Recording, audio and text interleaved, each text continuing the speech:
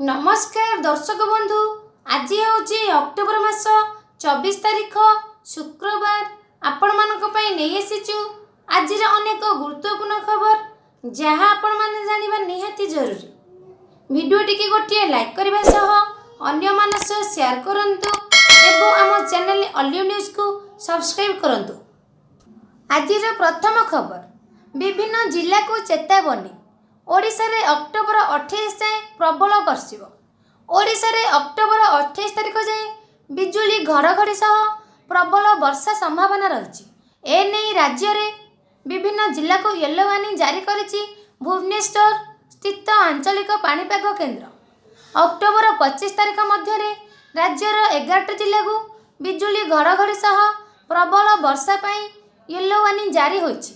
एही जिला गुड़िक है पुरी, खोर्धा, नयागढ़, गंजाम, गजपति, रायगड़ा, कोरापुट, मालकानगिरी, नवरंगपुर, कलाहांडी और कंधमाल। सेपरी अक्टोबर 25 रु 27 तारीख मध्य बिजुली घड़घड़ी सह प्रबल वर्षा पाई राज्यर 21 जिला को येलो वार्निंग जारी करिछि पाणीपाग केन्द्र।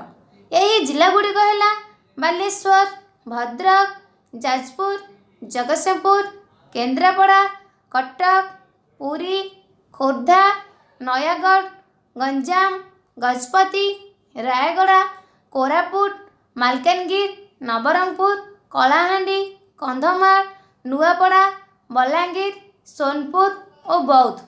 तबे अक्टोबर 27 रु 28 तारीख मध्य बिजुली घड़घड़ी सह प्रबल वर्षा पाई राज्यर समस्त जिला को येलो वार्निंग जारी करा जायछि।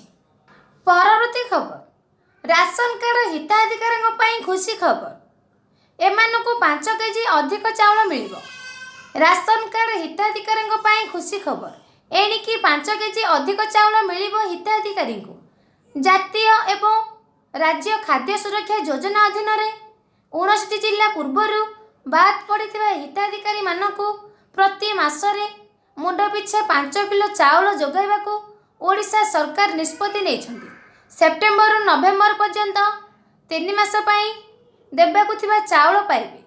एहा गरीब कल्याण अन्न योजना अधीन रे आसीबो। खाद्य जोगाण एवं ग्राहक कल्याण विभाग द्वारा जारी करा जायथिबा एक निर्देश अनुसार जातीय खाद्य सुरक्षा आईन, अंत्योदय अन्न योजना एवं राज्य खाद्य सुरक्षा योजना अधीन पूर्वर जोगाई दि जायथिबा 5 किलो चाउल व्यतीत अतिरिक्त चाउल बंटाजिबो।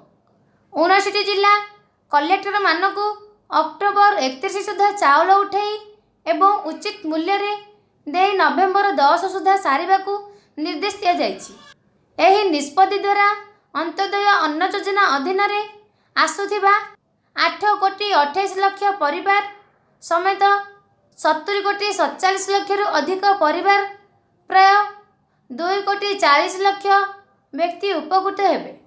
प्रत्येक अंत्योदय परिवार जो मानक पूर्वरु 35 केजी चाउल पाउथिले एबे 3 मास पई 40 किलोग्राम चाउल पाइबे। सेतेबेले मंत्री कहिथिले 97 कोटी 40 लाख परिवार 3 कोटी 25 लाख किलो 3 कोटी 25 लाख लोक प्रधानमंत्री गरीब कल्याण अन्न योजना एवं राज्य खाद्य सुरक्षा योजना अधीन मागणा खाद्य शस्य पाउछन्ति। जांच चालुथिबा बेले 30,125 अयोग्य राशन कार्ड हिताधिकारी को चिन्हट करा जायथिला। सेमानक नाँ तालिकारु बाद दिया जायछि। एथिसह 6,38,916 जन मृत व्यक्ति नाम मध्य डाटाबेस रु हटाई दिया जायछि। एही नाम गुड़िक बाद देवा द्वारा नूतन योग्य आवेदनकारी को एही प्रक्रिया रे अंतर्भुक्त करबा पई स्थान सृष्टि होइछि। मंत्री को कहिबा कथा अयोग्य हिताधिकारी को बाद देवा पर एबे सुधा 2,05,384 नुआ परिवार अर्थात 3,87,879 नुआ हिताधिकारी को एही खाद्य सुरक्षा योजना रे शामिल करा जायछि। वर्तमान सारा राज्य रे 5,09,606 नूतन आवेदन पत्र रे जांच करा जायछि। परवर्ती खबर, छात्र छात्री बड़ खबर। एणिकी पंचम और अष्टम श्रेणी पास फेल पंचम और अष्टम श्रेणी पास फेल व्यवस्था एणिकी पंचम और अष्टम श्रेणी छात्र छात्री वार्षिक परीक्षार मूल्यांकन करा जिला स्तर में प्रश्नपत्र छपाଯିବା सह सुरक्षा व्यवस्था मध्य ताहाकू रखाजिबो एवं परीक्षा दिन सकाळे विद्यालय रे प्रश्नपत्र पहुँचब। परीक्षार सुपरिचालन विद्यालय और गणशिक्षा विभाग पक्षरु गाइडलाइन जारी सह 3टी स्तरीय स्टीयरिंग कमिटी गठन करा जायछि। डीओ माने प्रश्नपत्र मुद्रण पाई पदक्षेप नेबा सह जिला स्तर रे सेगुडी को सुरक्षित संरक्षण को सुनिश्चित करिवे। पंचम श्रेणी पिलांग पई मौखिक और लिखित परीक्षा अनुष्ठित होब। मोट 50 मार्क रु 10 मार्क मौखिक और 40 मार्क लिखित परीक्षा रहिबो। अष्टम श्रेणी पई केवल 50 मार्क लिखित परीक्षा करा जिवो। प्रश्नपत्र रे समटिव आसेसमेंट एक पूर्वर पठा जाइथिबा पाठ्यक्रम रु 30% प्रश्न और पर पढ़ा जाइथिबा पाठ्यक्रम रु 70% प्रश्न रहिबो।